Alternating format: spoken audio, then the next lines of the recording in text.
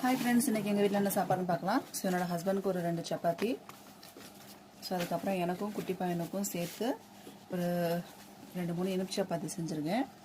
So அதை நான் பிரித்து கட்டுறேன் பாருங்கள். உள்ள பூர்ணம் எப்படி இருக்கும் அப்படின்னு. இது இன்றைக்கி மாவு தேய்ச்சி சப்பாத்தி தேய்ப்போம் இல்லையா, அந்த மெத்தடில் செஞ்சது.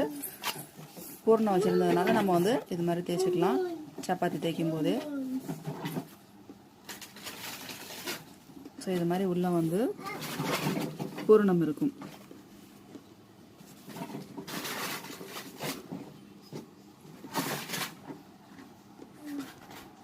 தெரியுதா?